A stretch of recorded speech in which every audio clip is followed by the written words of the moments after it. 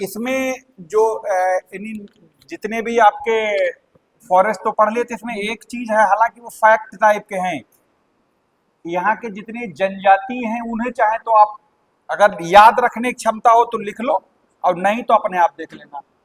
कहने का मतलब ये है कि अमूमन आपने देखा होगा, एक खास तौर से पुराने अगर आप पेपर लगाओगे, एक तरफ एक पेयर बना होता है ना, उसमें एक तरफ जनजाति का नाम दिया होगा, एक तरफ लिया होगा राज्य का नाम, फिर आपसे मिलाने को पूछता है कि कौन सा कहाँ पाई जाती चीज। तो ये बराबर पूछा जाता है, तो कहो तो इसे 10 मिनट का टाइम में कुछ सिलेक्टेड चीजें लिखवा दें, अगर काम लगता हो, आपको लगता है कि ये काम किए हैं, क्योंकि कुल मिला के पढ़नी पड़ेगी, चाहे अपने आप ढूंढ के लिखो, चाहे लिखी हुई पढ़ लो कहीं। ऐसे तो देखो, ऐसे तो ये पता नहीं कितनी संख्या में होंगी, लेकिन वो सब नहीं याद रखी जा सकती कुछ, लेकिन हाँ इतना जरूर है जितने लिख लोगे, पेपर पूरा आगे का तो किसी को नहीं मालूम क्या होगा, लेकिन पुराने में जब लगाओगे तो हम उम्मीद है 70-75% मिल जरूर जाते हैं उसमें से, तो चाहो तो आप लिख लो इन्हें। ठीक है, तो सबसे पहले एक चीज यहां पर नोट करके लिख लो, अगर हम पॉपुलेशन के हिसाब से बात करें, तो अगर आप इन्हें एसटी की बात कर रहे हैं, ध्यान रखना, एसटी जिसे शेड्यूल्ड ट्राइब्स बोलते हैं, और किसी भी क्षेत्र को अगर जनजाति क्षेत्र डिक्लेयर करना हो, ये कई बार क्वेश्चन पूछा गया, ये किसके अधिकार क्षेत्र में आता है, तो प्रेसिडेंट के उसमें आता है, ये बात ध्यान रखना। ठीक है, हाँ, तो जो अभी तक ध्यान रखना कि जो भी आंकड़े आपके एग्जाम में पूछे जाएंगे, तो उन सबका आधार क्या होगा, क्योंकि नई रिपोर्ट जब तक कोई भी सेंसस की नहीं आती है, तब तक आपको सारे के सारे वही पुराने वालों से ही काम चलाना है। और बढ़िया बात यह कि जो पुराने हैं कुछ न कुछ याद हो चुके, नए आएंगे तो सब उथल पुथल दिमाग में हो जाए, है ना। तो अगर हम लोग इस आंकड़ों पर देखें, तो यहां पर ऐसे याद रखिएगा, पूरे देश में अगर मान लो 100 लोग रहते हैं, समझने के लिए, उसमें से जो एसटी आबादी है वो ये है, यानी 8.6% आबादी पूरे भारत की जो है वो क्या है, एसटी है। ठीक, कैसी है, जनजाति। अच्छा, अब यहां पर एक बात और याद रखिए, लेकिन ये सिर्फ किसकी बात कर रहे हैं, एसटी की है। अच्छा,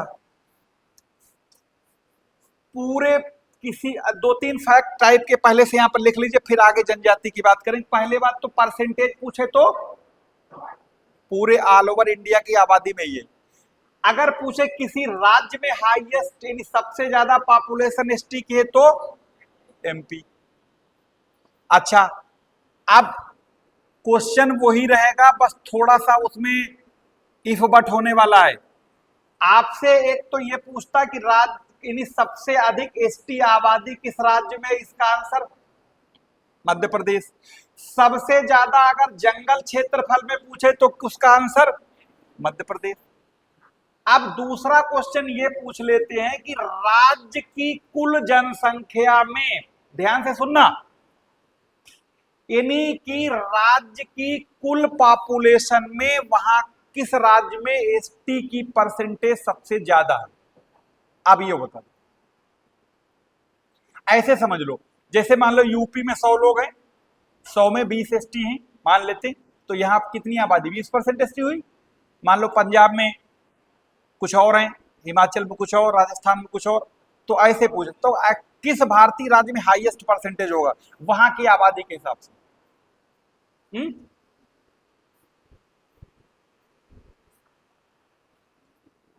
बताओ, एक राज्य है मिजोरम, ठीक,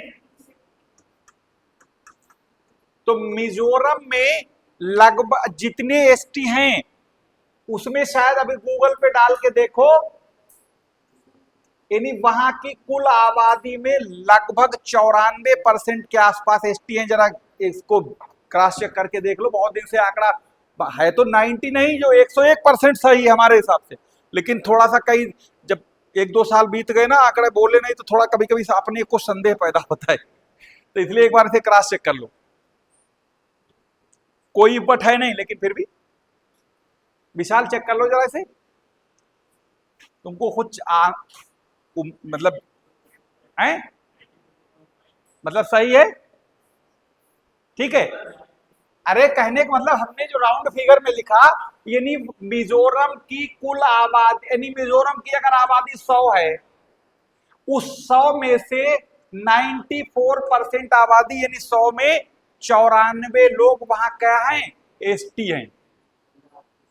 इसका मतलब बचे जो 6% हैं उनमें सब है, ओबीसी भी हो सकते हैं, एससी भी हो सकते हैं, जनरल भी हो सकते हैं। तो ये सब यानी अगर सुनो, अगर हाईएस्ट परसेंटेज पूछे किसी राज्य की आबादी में तो मिजोरम, और अगर आपसे कहे कि कुल आबादी यानी टोटल पॉपुलेशन हाई से ज्यादा कहा है तो मध्य प्रदेश। ठीक, इन दोनों का ध्यान रखना। अब हम लोग कुछ इंपॉर्टेंट एसटी के नाम लिख लेते हैं और उनसे जुड़े हुए कुछ बातें। तो सबसे पहले शुरू कर लेते हैं, देखो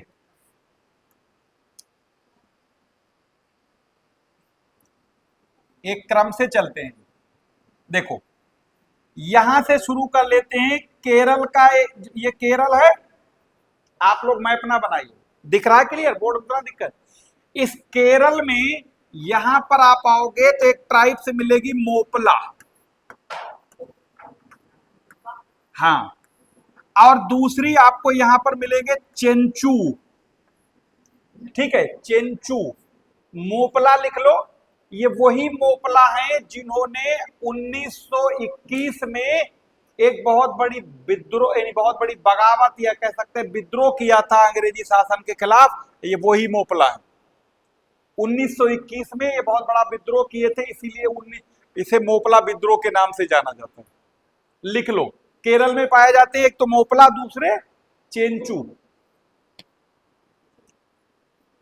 समीक्षा अधिकारी 2013, इसमें देखोगे ये पूछा गया था इसके बारे में, अगर पेपर मौजूद तो देख लेना। उस पेपर में मैक्सिमम ज्योग्राफी आई थी, 140 में कम से कम 80-90 क्वेश्चन अकेले ज्योग्राफी के ही थे, पेपर एक तरफा था पूरा, उसमें जो पूछा भी गया। ठीक, चेंचू और मोपला लिख लिया, दोनों के दोनों केरल में है। ध्यान रखना ये इस्लाम धर्म को मानते, ये वाले मोपला।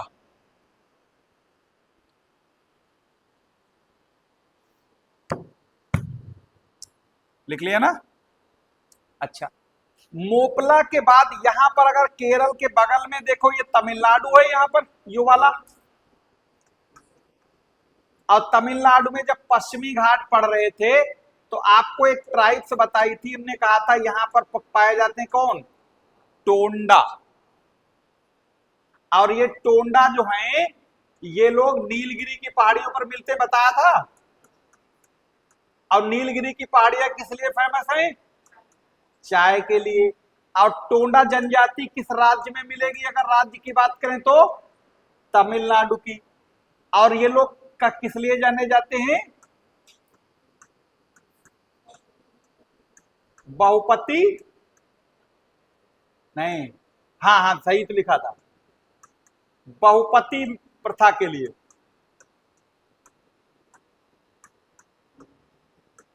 ठीक, बहुपति प्रथा के लिए जाने जाते कौन, टोंडा। अब यही सेम काम करते हैं, अभी हम लोग जब ऊपर की ओर आएंगे, मतलब उत्तर में उत्तराखंड में, तो जौनसारी के बारे में भी लिखेंगे।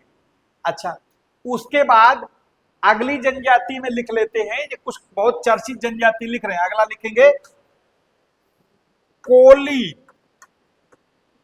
कोली, कोली, कोहली नहीं, कोली है ये, हाँ, ठीक है, हाँ लिख लो। ये आपको कहां दिखाई देंगे, और थोड़े बहुत और कहां मिलेंगे साथ साथ, जल्दी जल्दी लिख लो, जरूरी नहीं एक ही राज्य में हो।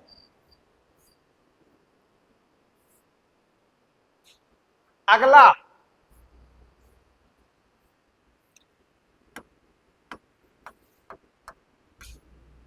मीणा, इन्हें तो जरूर सुना होगा, अगर इन्हें ना सुना तो समझ लो कुछ नहीं जानते। ठीक, सुनो तो, जितने भी जनजाति वर्ग के लोग, जनजाति समूह हैं, ज्यादातर वो जंगल में या मतलब बहुत ज्यादा बैकवर्ड हालत में है बेचारे। लेकिन अब इसीलिए तो रिजर्वेशन का मतलब क्या था, जो थोड़ा सा है उनको सपोर्ट देना। अब लेकिन अगर तुम पढ़ो ही ना तो क्या तुम्हें ऐसे खेत में से पकड़ के ला के भैंस चराते में से ला के कोई कलेक्टर बना देगा? ऐसा तो होना नहीं। मतलब उसके लिए मिनिमम भाई मान लो किसी का अगर कोई अगर 80% पेपर कर रहा है तो उसको मान लो अगर वो मिला तो हो सकता है दूसरे वाले को 50% पर मौका, तो कुछ तो है ना। लेकिन ज्यादातर को कोई मतलब ही नहीं दीन दुनिया से पढ़ाई से।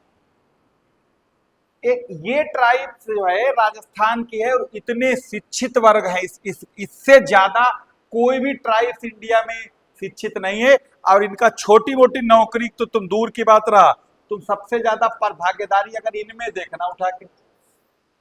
कुछ याद आया? अपने जिले में भी देख लेना, कोई तो नहीं कहीं पर भी ये टाइटल लगा हो। ये समझ ऐसे नहीं फ्री बन के मेहनत करी होगी, लेकिन कहने का मतलब अगर कहीं कुछ फायदा मिल रहा है तो उसके लिए पढ़ाई तो करो। जैसे मान लो योजना सबके लिए फ्री है, अब घर बैठे रहो तो थोड़े ना हो जाएगा। ठीक, तो मतलब बहुत ज्यादा कह सकते हैं जागरूक। तो ये राजस्थान के पास है, ठीक है, नोट कर ले राजस्थान में। हाँ राजस्थान में, ठीक है। उसके बाद में राजस्थान की एक और ट्राइब है सहरिया।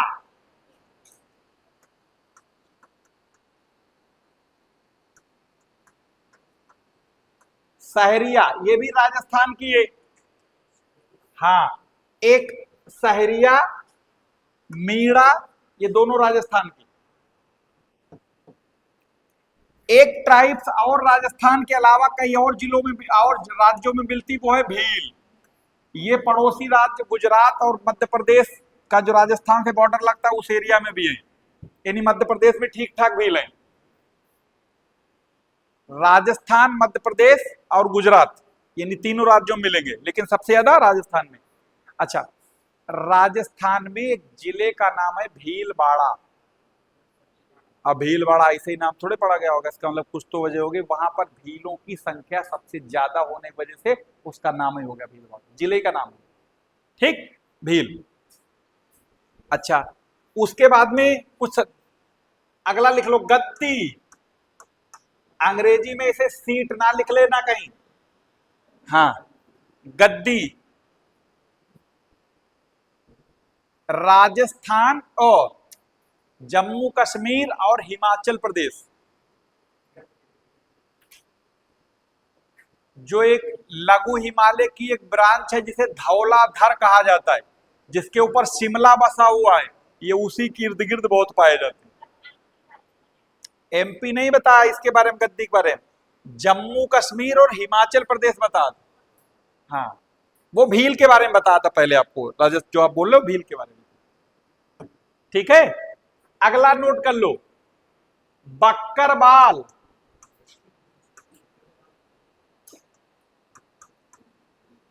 ठीक, ये भी जम्मू कश्मीर में है। ये वैसे हैं घुमक्कड़ वाले जानवर, साथ में याद यहां दाना पानी मिला और चराया, फिर कहीं और फिर कहीं और, मतलब जिसे अंग्रेजी में बोलते नोमैडिक हेडर, घुमक्कड़। या उर्दू में या शायद कोई कठोर हिंदी से खाना बदोश कहते हैं, जिसका कोई पता ठिकाना ना हो परमानेंट। तो इनके आधार पे पते कौन से होते होंगे? फिर आधार कार्ड पर एड्रेस कौन सा होता होगा? है ना, लॉजिक वाली बात है ना। जब कोई आज मान लो यहां मुरादाबाद में, कल पता लगा बरेली में, फिर पता लगा पीलीभीत में, कुछ तो होगा ना।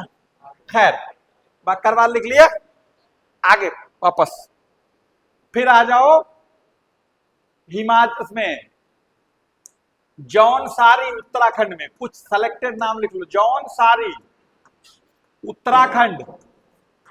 इनके आगे लिख दीजिएगा बहुपति प्रथा के लिए, जिसे अंग्रेजी में बोलते हैं पॉलीएंड्री, के लिए जाने जाते हैं। पॉलीएंड्री। आवाज आ रही पीछे तक? नहीं, माइक ने आज हम कुछ लग रहा है फिटनेस ठीक नहीं है, इसलिए वो नहीं, एनर्जी नहीं लग रही। जौन सारी लिख लिया। उसके बाद में अगला लिख लो भूटिया। भूटिया, ये वही भूटिया, इसके बारे में बहुत चर्चा कर चुके हैं। बांगचुंग भूटिया इंडिया की फुटबॉल टीम का कप्तान रह चुका है। ठीक है, तो ये उत्तराखंड के साथ साथ सिक्किम में भी पाए जाते हैं।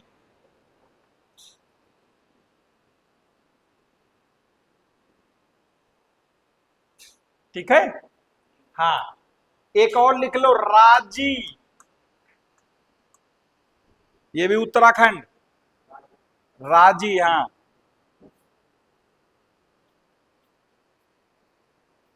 हाँ, बहुत मजा आ रहा है कुछ लोगों को, वो वाला नहीं जो मियाँ बीवी राजी तो क्या करें काजी वाला, वो नहीं। हाँ, कुछ तो ऐसे हैं कि पूरे दिन इसी में दिमाग लगाए रहते हैं। इनके लिए तो एक लाइन ये बनती कि, हाँ, क्या हो रहा है, दर दर भटक रहे हैं लुगाई के वास्ते, अपनी भी खो बैठेंगे पराई के वास्ते।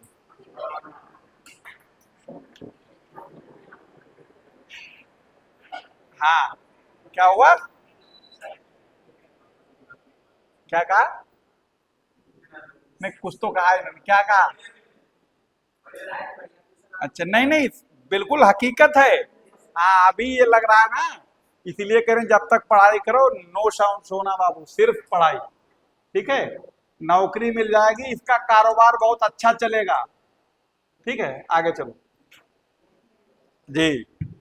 हाँ, तुम लोग समझते नहीं हो, तभी तो कह रहे हैं पहले नौकरी। क्या हुआ, अरे तुम, उनका भला नहीं हो सकता लग रहा है। चलो, हाँ, चलो, नौकरी नहीं लिखना जनजाति है, तुम काहे के लिए, हम लोग राजी तक लिख लिए, आगे लिख, उत्तराखंड की है। अगला आ जाओ, यूपी में लिख लो कुछ नाम, क्योंकि स्टेट लेवल का एग्जाम जब कोई होता है तो उसमें उससे संबंधित कुछ चीजें पूछ लेते हैं, और आपके लिए तो सिलेबस में यूपी स्पेशल रखा भी है। तो यूपी में एक जनजाति है, माहेगीर।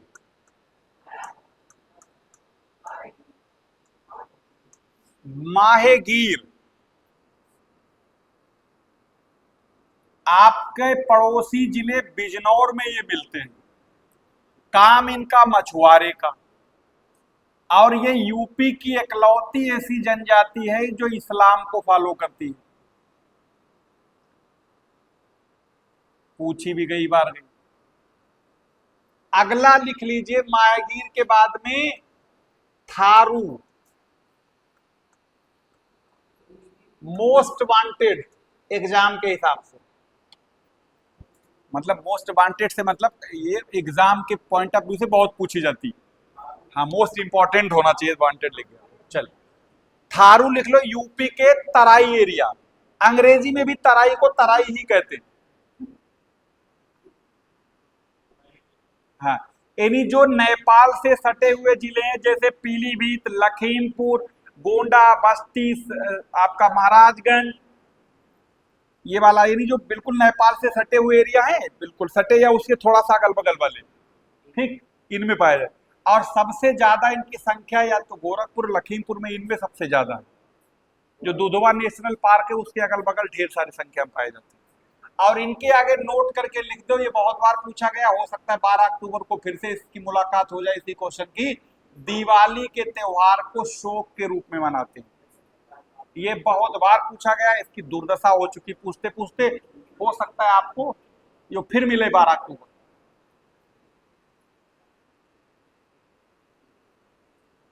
ठीक है,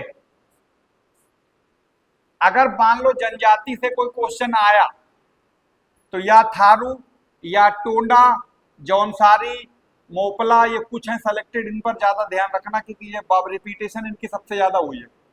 ठीक है, और सिंपल नहीं आता कि वो कहाँ पाई जाती है, एक तरफ ट्राइब्स एक तरफ स्टेट, मिलान करो। ठीक है, लिख लिया था, ये क्या लिखे थे, हाँ, मायगी थारू, ये दोनों लिख लिए।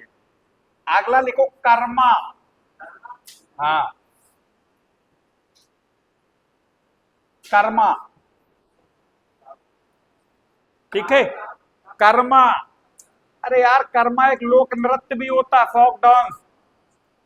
ठीक है, ये उत्तर प्रदेश का जो सोनभद्र वाला एरिया है, सोनभद्र, यानी शांत रहो थोड़ा सा, उत्तर प्रदेश का जो यानी सोनभद्र वाला एरिया और प्लस छत्तीसगढ़ दोनों में मिलते हैं, यानी यूपी और छत्तीसगढ़।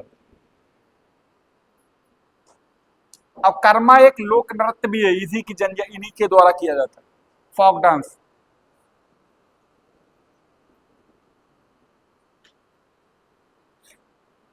ठीक है।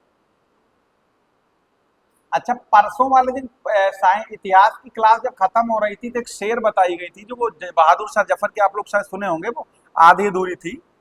हाँ, उसका वो ये था कि जब कैप्टन हडसन ने, सुनो, हडसन ने जब बहादुर शाह जफर को हुमायूं के मकबरे में पकड़ा था, तो उसमें ये कहा था, शुरुआत में हमें लगता कुछ कंफ्यूजन हो गई थी, कि दम दमे में दम नहीं, खैर मांगो जान की, ए जफर ठंडी हुई शमशीर हिंदुस्तान की। ये लाइन थी वो। और उसका काउंटर जवाब था, गाजियों में बू रहेगी जब तक ईमान की, तख्त लंदन तक चलेगी तेग हिंदुस्तान की। ये सवाल जवाब था। ये दोनों, इसका मेंशन कई जगह किताबों में भी है। तो जो बोला, शायद पहली वाली लाइन कुछ लड़खड़ा रही थी, इसीलिए हम बाहर से बोले थे, लेकिन अंदर तक आवाज नहीं आई थी। हाँ, चलिए खैर, हमें यहाँ, हाँ, तो हम लोग, ये पूछी भी गई लाइन है, और एक लाइन ये भी पूछी गई थी, तुम ढूंढ के हमें बताना, इसका आंसर तुम लोगों को छोड़ रहे हैं। दरे दीवार पे हसरत की नजर करते हैं, ऐ खुश रहो ऐ वतन हम तो सफर करते हैं। एक लाइन ये भी ढूंढ के बताना किसकी है। दरे दीवार पे हसरत की नजर करते हैं, खुश रहो अहले वतन अब हम तो सफर करते हैं। ठीक है, ये लाइन भी एग्जाम में पूछी गई, लेकिन पूछ के बताना किसकी है, वापस मुद्दे पर। ठीक है, अब गूगल पे शुरू हो जाओ। हाँ, माएगी कर्मा लिख लिया, अगला आ जाओ। मारिया, छत्तीसगढ़। जी, छत्तीसगढ़। जी,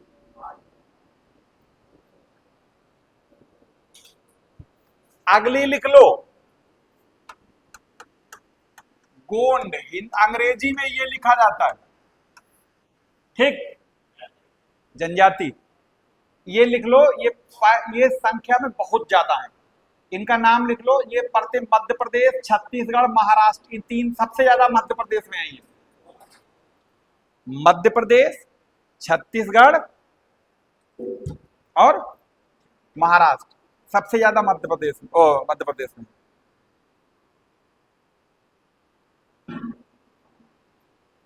लिख लिया ना। अच्छा, उसके बाद में क्या, इधर बर्तन खटक रहे हैं। अगला लिख लो, जारवा, शोम्पेन, सेंट,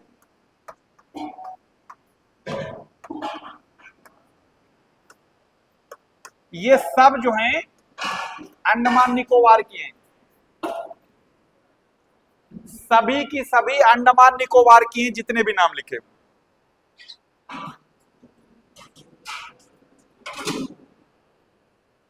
लिख लिया।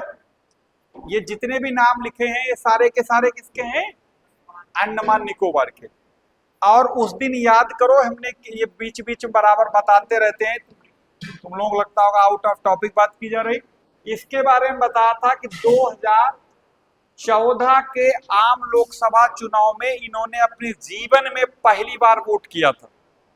इसीलिए अगर आप 2014 के आसपास के जितने भी एग्जाम हुए थे, 2014 यूपी पीसीएस में देख लेना, पूछा गया था, हमें आज भी याद है, कि किस जात जनजाति ने अभी सबसे पहली बार मताधिकार का प्रयोग किया, तो यही था। हालांकि अब वो क्वेश्चन कोई मतलब नहीं रहा करंट अफेयर्स में। उस जमाने में एक इबोला वायरस चलता था, और ये किए दोनों, ये करंट अफेयर्स के अलग अलग एग्जामों में कई बार पूछे गए। ठीक, ये सारे के सारे ध्यान रखना, अंडमान निकोबार के। इनके बारे में ध्यान रखना है कि जारवा भारत की सबसे ओल्डेस्ट यानी सबसे प्राचीनतम जनजाति है। जारवा भारत की सबसे प्राचीनतम जनजाति है,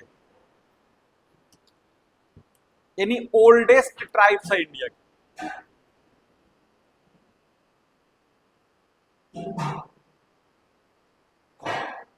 ठीक है, ये जितने भी नाम बोर्ड पे लिखे हैं, सारे के सारे अंडमान निकोबार के हैं।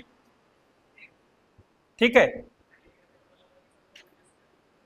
आप किसी चीज को जब ऐसे समझ लो, जैसे कोई चीज है, जब जैसे कोई चट्टान की उम्र पता लग जाती है सबसे ओल्डेस्ट है, या जैसे किसी चीज की आप कोई कोई कई बार सुनते होगे कि कोई हड्डी मिली तो बताते हैं अरे ये 5,000 साल पुरानी है, तो उसकी कोई डेट ऑफ बर्थ थोड़े।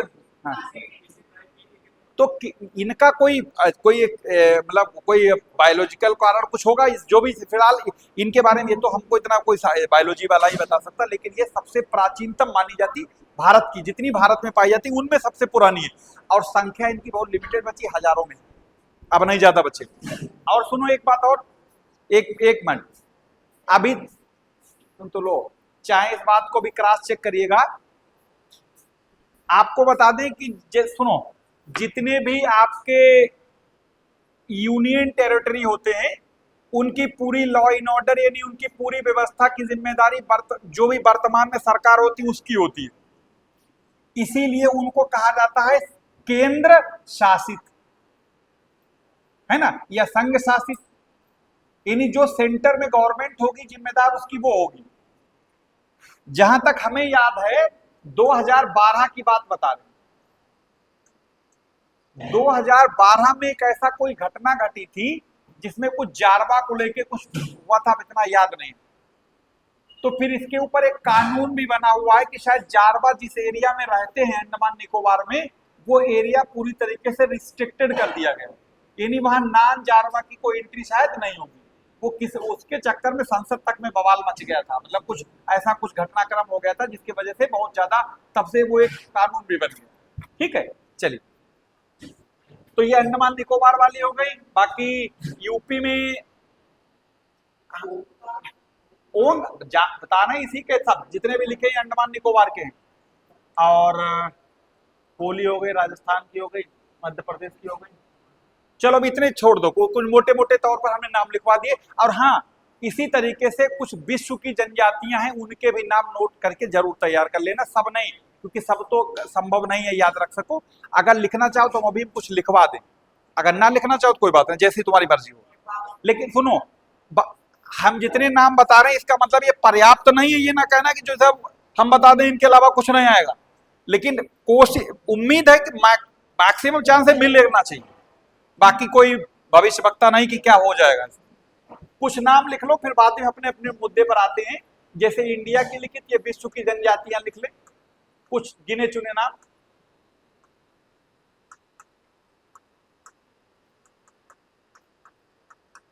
जल्दी लिखना थोड़ा सा। पहली बात तो, अगर किसी भी एक कॉन्टिनेंट में अगर आपसे कोई ट्राइब्स की बात करे तो सबसे ज्यादा अफ्रीका में है, इतनी कहीं नहीं। ठीक, तो अफ्रीका शुरू कर लेते हैं। ठीक है, अगर आप अफ्रीका का मैप देखोगे तो ये अफ्रीका का मैप ऐसे लगता है,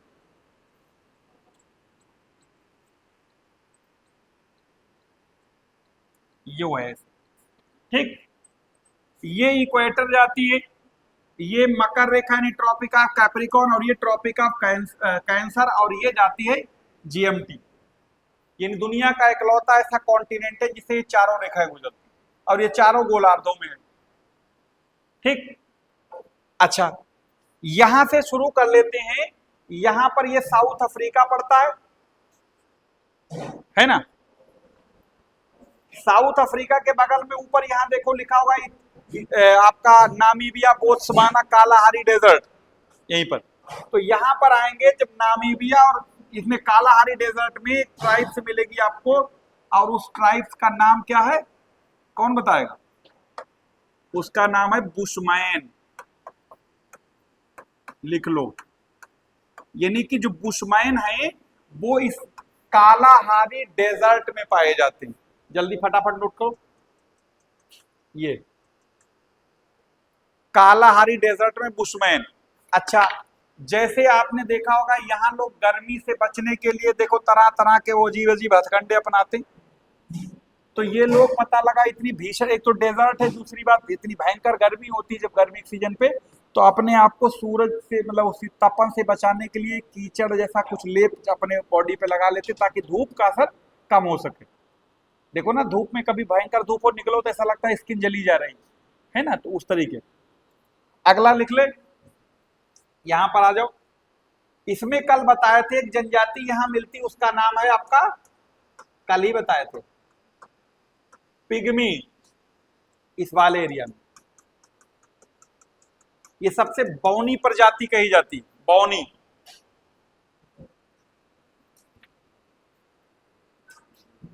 अफ्रीका का एक देश पड़ता है जायरे, या इसे पहले कांगो के नाम से भी जानते थे, उसी में।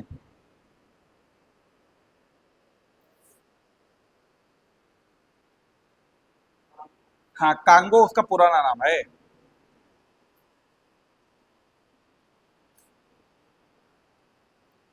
ठीक, लिख लिया। अच्छा, इनके बारे में बताया था, ये किस कौन से व्यापार के लिए जाने जाते हैं? मौन व्यापार के लिए जाने जाते हैं, यानी साइलेंट ट्रेड के लिए। ठीक, ये वाले पिग्मी इनकी बात करें, अब कद में ये छोटे होते हैं। अच्छा, उसके बाद में यहां पर आ जाओ, इस वाले एरिया में कौन से मिलते हैं? मसाई। कभी कभी इसलिए जो मैप बना दिया, अगर इस पेपर को जब अगर इस वाले एग्जाम में इसमें पूछा जाता है तो मैप बना देते, खाली वहां पर ABCD लिख देते, 4 जनजातियों के नाम, फिर मिलान करते कि कौन से ए, जो जहां पर ए मैप में बना हुआ यहां पर कौन सी ट्राइब्स है, बी वाले पर कौन सी है, तो वो और मुश्किल हो जाता। ठीक, तो ये वाला जो एरिया है, ये यानी अफ्रीका का उत्तरी पूर्वी क्षेत्र, खासतौर से इथोपिया, केनिया, तंजानिया वाला। ठीक है, इस पर मिलते मसाई। लिख लिया मसाई का नाम। और मसाई का जो तंबू नुमा घर होता है, टेंट नुमा, उसे क्राल कहते हैं, नोट करके लिख लो। उसे क्या कहते हैं? क्राल बोलते हैं। यानी मसाई का जो तंबू नुमा घर होता है उसे क्राल कहते हैं, क्राल।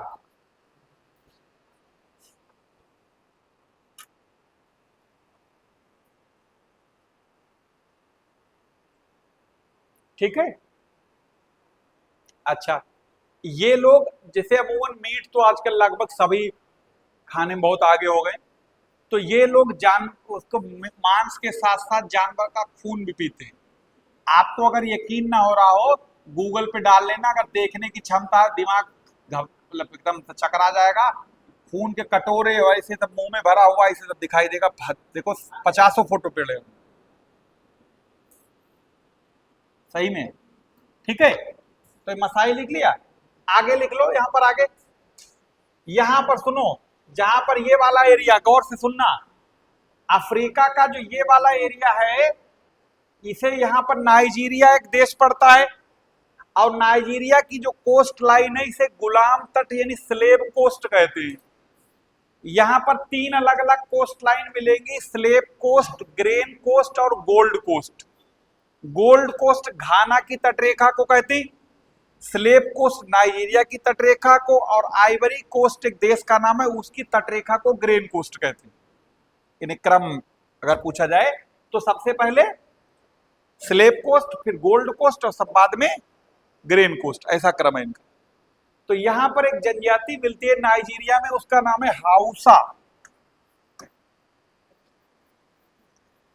लिख लो, हाउसा।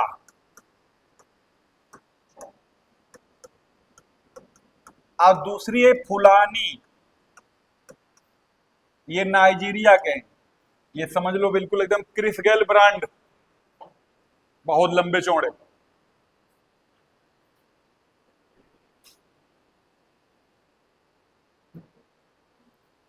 ठीक है, लिख लिया। और ये निग्रो कैटेगरी में है, निग्रो। एक चीज आगे सुन लो, उससे निग्रो जब बात आ ही गई, तो अगर आप देखोगे कि जिस दुनिया में बहुत सारी इंसानों की करीब 8 अरब आबादी होने को है, सुनो ध्यान से, मोबाइल बंद करो, तो उनमें जैसे हम लोग इसे थोड़ा सा समझने के लिए हम एग्जाम्पल दूसरा बता रहे हैं, जैसे कहा जाता है जनरल कैटेगरी, तो जनरल कैटेगरी में बहुत सारी जातियां आती, इसी तरीके से ओबीसी में बहुत सारी आती, एससी में भी बहुत आती हो, एसटी में भी आती होंगी, उसमें आती होंगी इसलिए कह रहे हैं कि उसके बारे में जानकारी बहुत ज्यादा नहीं। तो इसी तरीके से ये तो हम लोग कैटेगरी की बात कर रहे हैं, समझने के लिए बोला, इसका कोई लेना देना उससे नहीं। इसी तरीके से जब आप अगर पढ़ोगे मानव भूगोल में, तो उसमें लिखा मिलेगा यहाँ काकेसाइट, यानी इसमें बहुत सारे प्रजातियां मिलेंगी। जैसे जो मान लो वीवो कंपनी है, बाकी जो वीवो 50, वीवो 80, वीवो 90 उसके ब्रांड है, मतलब मॉडल है। तो एक तरीके से बाकी से बहुत सारी जातियां आएंगी। इसी तरीके से एक आती मंगोलाइड, और एक होते हैं आपके निग्रो, इनको समझ लो मोटे मोटे तौर। अब जितने भी लोग हैं ज्यादातर वो इन्हीं में किसी न किसी हिस्सा है। हम लोग जो हैं वो किस कैटेगरी में हैं, यानी मंगोलाइड जो होते हैं उनकी स्किन का कलर गेहुआ होगा, जैसा हम लोगों को जनरली होता है। कद एक औसत, वो भी देख रहे हो, औसत और औसत से नीचे। चाइनीज, मंगोलिया, वियतनाम, थाईलैंड, इनके लोग देख लो छोटे छोटे होते, नेपाली, भूटानी, ठीक। आंखें बहुत ज्यादा बड़ी नहीं होती, यानी औसत एक है। अब इनमें दोनों ध्यान रखना है, सुनो, अगर दुनिया में सबसे कोई खूबसूरत ब्रांड है तो वो ये है। अभी हम इनके लक्षण बताएंगे, तुम आगे के जिनके भी सोच रहे होंगे तो लोग सोचेंगे कि सारे नोट कर लो, आगे चल के काम आएंगे, यही डिमांड रखेंगे। अब ऐसी कहीं बनी नहीं, क्योंकि अपना भी तो मुंह देख ले, शक्ल अपनी कुत्ते जैसी शक्ल कोई नहीं देखता है ना। देखो काके साइड जो हैं, अगर इनको देखोगे, इनके हम लक्षण बता दें आपको वाकई, और हम एक नहीं, हम ऐसे ऐसे नाम बोलेंगे जिन्हें तुम कम से कम हमसे ज्यादा जानते होगे, प्रैक्टिकल तुरंत। इनका जो है कद औसत से लंबा, मान के चलो तुम 6 फीट उसके रेंज में, औसत से लंबा मतलब 6 फीट से लंबा। दूसरी बात, आंखें इनकी बिल्कुल एकदम झील जैसी, जिनके लिए दीवानगी रहती बहुत सारे पागलों को, नीली। 2 फीचर हुए, बाल इनके गोल्डन सुनहरे होते हैं, जैसे लोग आजकल दिन भर मेहंदी, बरगंडी, जिन्हें पता नहीं क्या क्या अजीब अजीब नाम लगा लगा घूमते, वो मिलेंगे, गोल्डन नेचुरली होंगे। चौथी बात, इनकी नाक होगी बिल्कुल सुखोई MK-30 या जगुआर जैसी, यूं ऐसे लंबी, यूं ऐसे खड़ी, जैसे ना एयरक्राफ्ट की चोंच आगे उठने के लिए होती, और नाक बिल्कुल एकदम यूं खड़ी होना एक खूबसूरती की लक्षण, वो भी काउंट होता है।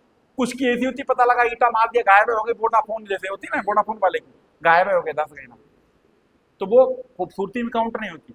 तो जितने भी हमने नाम बताया, नाक बिल्कुल एकदम खड़ी, बाल सुनहरे, चेहरे का कलर साफ, कद ऊंचा, आंखें नीली।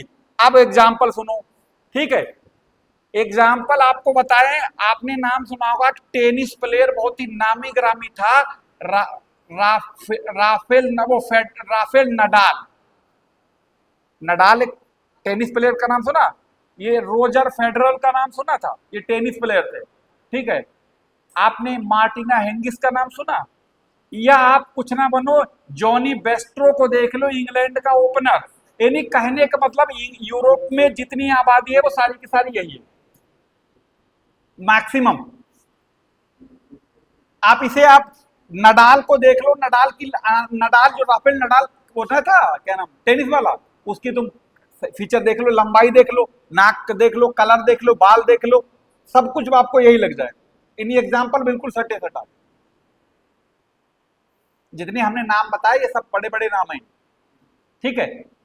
अब और ये वाले जो होते हैं, ये वाले जो हैं समझ लो कि बिल्कुल इनका कलर, बल्कि ये भी फेल, एकदम पक्का परमानेंट मार्कर, ठीक। अब इसमें 2 वैरायटी, एक तो वो छोटे वाले और एक पिग्मी, किसमें आते हैं, ठीक, हाँ, और ये वाले, हाँ। अगर आपको और ज्यादा एग्जांपल प्रैक्टिकली करना, न्यूजीलैंड का एक विकेट कीपर हुआ करता था क्रिकेट, वो न्यूजीलैंड है जिम्बाब्वे का, उसका नाम था ताइबू, रेतंदर ताइबू कुछ ऐसे नाम करके था, बोल रहे पूरा ताइबू आखिरी याद है। तो वो इतना छोटा था कि हमको लगता है क्रिकेट जगत में इतना छोटा कोई नहीं रहा होगा उस जमाने में। अगर पता लगा थोड़ी स्पिनर ने भी कस के गेंद पटक दी, पता लगा उसके ऊपर से निकल के सीढ़ी की जरूरत, विकेट कीपर था, कभी कभी बाउंसर ना पड़ जाता है तो विकेट कीपर से भी नहीं हाथ मारती, पीछे निकल जाती, तो वो समझ लो ये क्या था, इसी वैरायटी। ठीक है, जैसे आप वेस्ट इंडीज वालों को देखते हो तो है तो वो निग्रो, लेकिन वो किसमें है, लंबे, ऐसे पता लगा बल्ला ऐसा लगता है जैसे चम्मच, उनकी बॉडी के और बल्ले के रेशियो ऐसा लगता है जैसे हाथ में चम्मच पकड़े। तुम क्रिस गेल को देख लो, पोलार्ड को देख लो, या एक नाम पता नहीं, ब्रायन लारा को छोड़कर कोई छोटा दिखा हुआ अब तक उस टीम में है, देख लो बिल्कुल एकदम। हम तो कहते हैं पता नहीं अगर कहीं किसी बच्चे अच्छे को दिखा दो अंधेरे में तो वो दहशत ही मारे अधमरा हो जाएगा इनकी शक्ल, सही में, मतलब दहशत आ जाएगी इनको, पता नहीं जब बल्लेबाज इनको जब बॉलर को देख कर डरना है। ठीक है, थोड़े दिन और उससे पहले जाओ, एक कॉटनी बॉस और जने कौन, एक एमरोस, ये कुछ वहां के बॉलर थे इनके जमाने के, मतलब हम लोग शायद क्रिकेट देखना शुरू भी नहीं करेंगे तब ये रिटायर हो गए होंगे, ये तो और भयानक लगते थे, लंबे चौड़े। ठीक है, तो हम लोग जो बात कर रहे थे, तो हाउसा जो फिलवानी जो है, ये जिसे हमने बताया, ये वाले वेस्ट इंडीज टाइप के वाले, जिसे लंबे चौड़े बहुत, और वो वाले। ठीक, वापस मुद्दे पर आगे आ जाओ, फिर आ जाते हैं हम लोग और जनजातियों में, लिख लो बोरो, बोरो बोरो ब्राजील में पाए जाते हैं।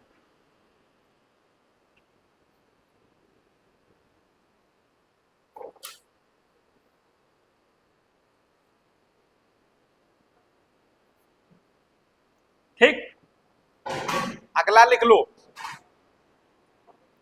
अफरीदी जनजाति है, पाकिस्तान जनजाति है अफरीदी। हाँ, अब कोई हो, साइंस अफरीदी हो या शाहिद अफरीदी हो, ये वहां की जनजाति है। हरकतों से ना लगते तुम्हें? हाँ, लिख लिया। एक नाम सुना होगा आपने करंट में भी और इतिहास में भी, मलाला यूसुफ जई का नाम सुना होगा, कितने लोगों ने सुना था? नाम ही ना सुना। मलाला यूसुफ जई वो महिला है पाकिस्तान की जिसको सबसे कम उम्र में नोबेल पुरस्कार मिला। हाँ, मलाला यूसुफ जई पूरा नाम है। हमारा मकसद मलाला की बात नहीं करना है, कुछ बताना है, वो ध्यान से सुनना। ये जब रिवर पढ़ रहे थे, जब इंडस रिवर पढ़े थे, तो आपको एक नदी बताई थी काबुल, सिंध में मिलती, और उसी काबुल में एक सहायक नदी मिल रही थी, कौन से बताई थी? स्वात, उसकी ट्रिब्यूटरी थी। और स्वात के आसपास वाले क्षेत्र को स्वात घाटी कहा जाता है, जो कि पाकिस्तान का जो खैबर पख्तून प्रांत है, जिसकी राजधानी पेशावर है, ये उस वाले एरिया में, यानी पूरा पहाड़ी एरिया, जंगल से भरपूर, पहाड़ होंगे, जंगल भी होंगे, और वहां के निवासी वो उससे बड़े जंगली, यानी जिनके पास सिर्फ कोई AK-47 से अलावा कोई उनका काम नहीं। तो इसी मलाला को जो इन्होंने 2013 एरा की बात है शायद, तो ये महिला, यानी तो उस टाइम बहुत बच्ची थी, छोटी सी थी, तो ये वहां के इर्द गिर्द की जो महिलाएं बच्चियां थी उनको पढ़ने के लिए बड़ा प्रमोट करती थी, एक सामाजिक कार्यकर्ता के तौर पर, मतलब कुछ लोग होते ना लोगों की भलाई के लिए, तो ये अच्छा काम था। तो वहां के जो कट्टरपंथी यानी जो टेररिस्ट टाइप के लोग रहे होंगे, उनको ये बात पसंद नहीं आई, उन्होंने इसके सटा के AK-47 गोली सर में लगी थी और कई जहां गोली लगी थी, लेकिन इसका इलाज यहाँ से लेके इंग्लैंड तक हुआ, वो खैर बच गई, और बच गई, आज वही शायद इंग्लैंड में शादी भी हो गई, वही रहती है शायद अब। तो उस बाद में इसी को नोबेल पुरस्कार भी मिला था, मलाला को। कैलाश सत्यार्थी जो भारत के मिला है, उसी साल ज्वाइंट रूप में दोनों को मिला था, देखना जाके डाल के। हाँ, ठीक है, तो ये यूसुफ जई जो है ये एक जनजाति है और मलाला इसका नाम है। बताना मकसद यूं था, आप कभी सुनते होंगे कि अकबर ने बीरबल को एक जम्मू कश्मीर, उस जमाने में जम्मू कश्मीर है तो सटे हुआ उस एरिया से, वहां पर एक विद्रोह यूसुफ जई जनजाति के विद्रोह को दबाने के लिए भेजा था, बीरबल की वहीं पर मौत हो गई थी, तो ये वही जनजाति आ रहे। ठीक है, तो बात समझ में आई। तो ये यूसुफ जई जो है वो जनजाति है, ये भी पाकिस्तान और अफगानिस्तान वाले एरिया की। क्या हुआ, क्या क्या दिखा रहे हैं, बोलो तो, अरे बोल दो वहीं से, क्या कोई गलत फैक्ट है क्या? गलत है फैक्ट क्या? क्या बोलो तो क्या लिखा यार, चलो ठीक है, लिख लिया, अगला लिखो आगे। हाँ, अगला लिख लेते हैं, कजाक। कजाक ये कजाकिस्तान सेंट्रल एशिया वाले। दूसरा खिरगीज, जल्दी लिखो थोड़ा सा। दोनों की दोनों ये सेंट्रल एशिया में, खासतौर से कजाक कजाकिस्तान में लिख लेना अगर इंडिविजुअली एक लगाना हो। जल्दी लिखो थोड़ा सा,